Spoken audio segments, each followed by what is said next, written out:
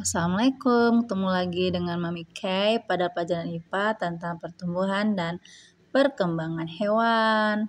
Nah, hewan dapat berproduksi dengan 3 cara, yaitu bertelur disebut ovivipar, beranak disebut vivipar, bertelur dan beranak disebut ovovivipar. Nah, semuanya pasti melalui tahapan fertilisasi yang menghasilkan embrio. Pada hewan ovipar, isi dari telur tersebut adalah nutrisi yang dibutuhkan oleh embrio untuk berkembang. Terus, telur hewan vertebrata yang tinggal di darat seperti reptil dan burung memiliki struktur telur yang disebut telur amniotik. Jadi kayak telur ayam keras gitu yang luarnya. Oke, terus berikut adalah bagian-bagian dari telur tersebut. Nah, paling luar cangkang telur, terus albumen, kuning telur, atlantos.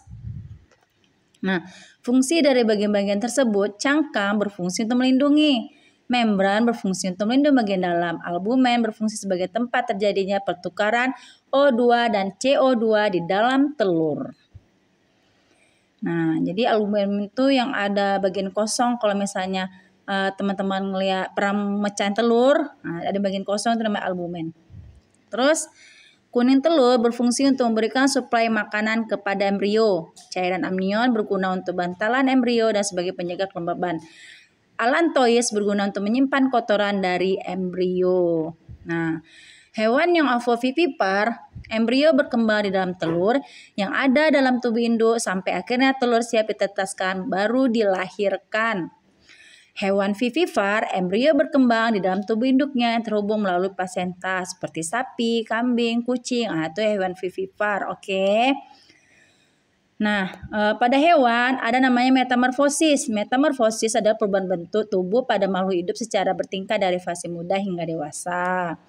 Nah, metamorfosis itu sendiri dibagi dua, metamorfosis sempurna dan metamorfosis tidak sempurna. Metamorfosis sempurna melalui tahapan pupa, sedangkan metamorfosis tidak sempurna tidak melalui tahapan pupa. Metamorfosis tidak sempurna itu biasanya ada nimfa. Oke, nah seperti gambar ini, di mana sempurna mulai dari telur, lava, pupa, dan dewasa. Kalau tidak sempurna, dia dari telur itu langsung nimfa. Habis nimfa kecil, nimfa muda, langsung ke dewasa.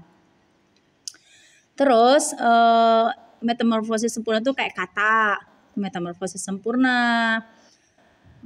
Terus pertumbuhan dan perkembangan pada tumbuhan. Jadi bukan hanya manusia dan hewan aja mengalami pertumbuhan perkembangan, tumbuhan juga. Ingat ya, tumbuhan mengalami pertumbuhan dan perkembangan juga.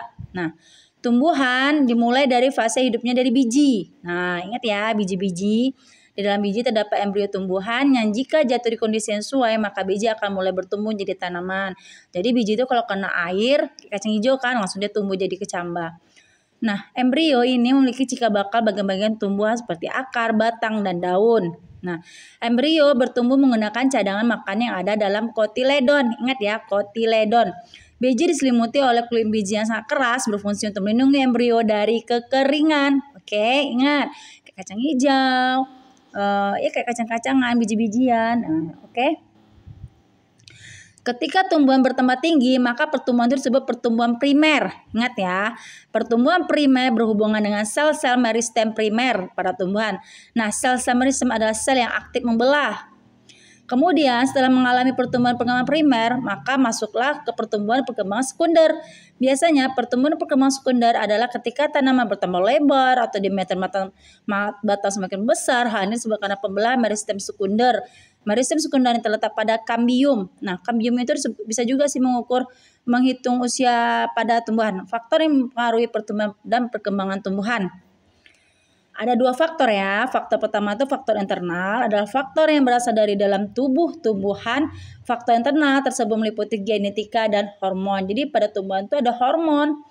Nah, hormonnya apa aja? Auksin. Nah, auksin itu pembentukan bunga, ditemu pada ujung batang akar. Nah, berfungsi untuk mengatur pembesaran sel, memicu perpanjangan sel. Ada namanya hormon etilena, ada asam absisat, ada asam traumalin. Nah, ada juga sih hormon-hormon yang lainnya, gibberellin, steconin, brasinosteroid, asam salisilat, jasmonat, polamina, melatonin, dan strigolakton. Nah, itu hormon yang mempengaruhi pada tumbuhan. Oke, ingat ya, ada beberapa hormon yang mempengaruhi pertumbuhan pada tumbuhan. Nah, selanjutnya ada lagi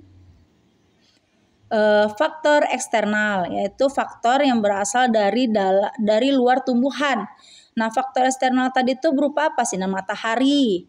Makanya tumbuhan tuh banyak yang menghadap kemana arah matahari. Nah, air itu sangat penting. Makanya kalau mau tanamannya subur, tumbuhan subur harus cukup air. Nah, tanah juga, tanah yang subur tuh tanah humus, tanah memiliki zat hara.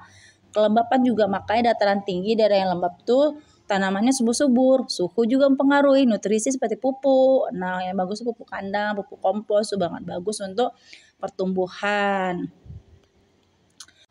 Jadi sudah paham kan? Jadi pertumbuhan dan perkembangan bukan hanya pada manusia aja, tapi pada hewan dan tumbuhan juga, dan ada beberapa faktor juga yang mempengaruhi. Terima kasih. Jangan lupa subscribe dan like. Bagi yang tidak paham atau yang bertanya bisa komen di bawah ya.